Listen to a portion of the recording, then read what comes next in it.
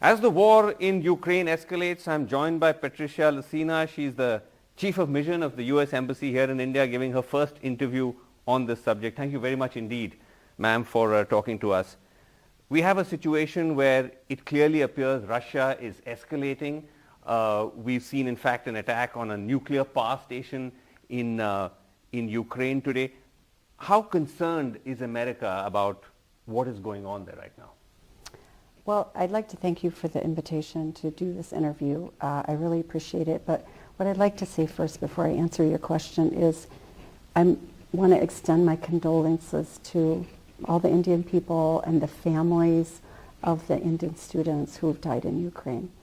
We hope that all the rest of the students will be brought home safely and very quickly.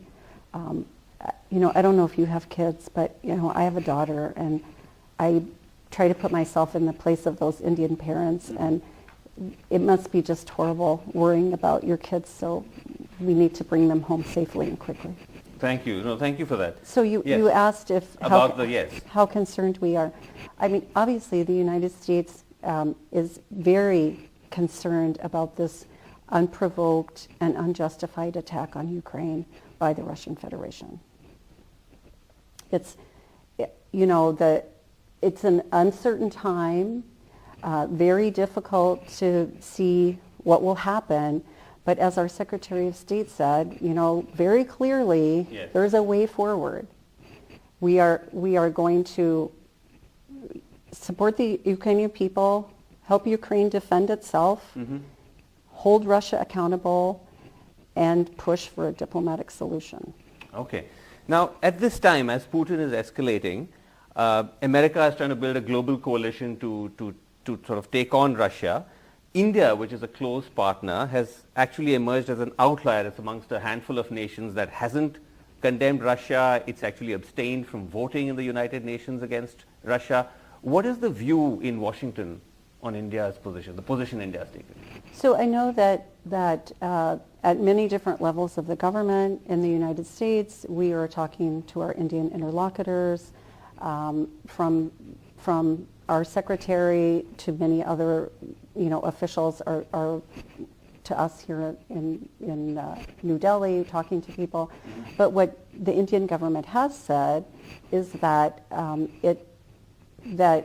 the member states of the UN Charter must abide by the UN Charter, and not only that, but they should respect international law and territorial integrity and sovereignty of all member states. Okay. And we agree with that.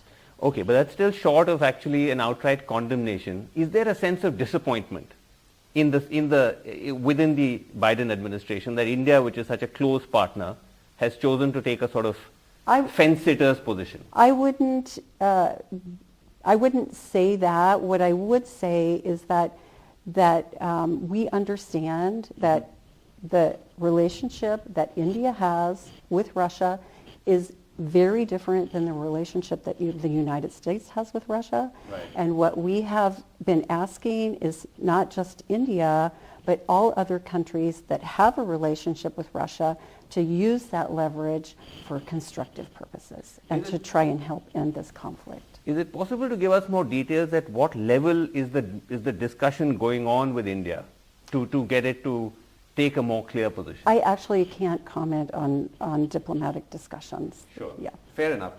So the news website Axios reports that the US government had actually issued but later withdrawn a cable sent to diplomats in India and Saudi Arabia, saying that their neutrality, as in India's and Saudi Arabia's neutrality, places them in Russia's camp. Can this be confirmed or denied? Was such a cable sent?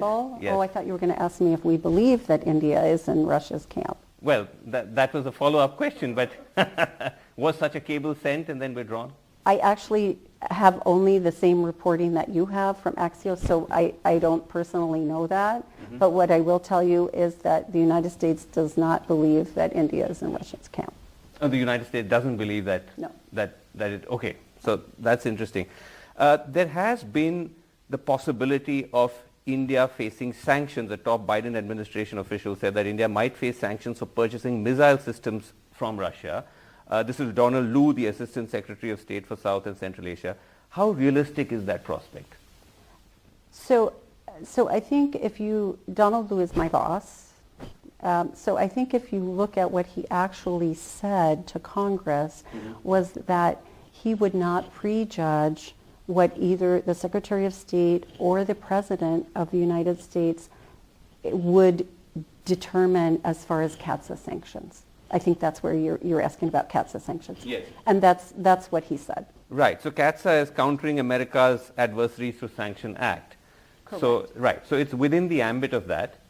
So is there a possibility that India could face those sanctions if it goes ahead with these purchases? I couldn't prejudge that. That is a process that will play itself out, and I have no way of knowing what the determination will be, nor does anyone else until the process plays itself out. Okay, last question to you, since I'm told we're completely out of time.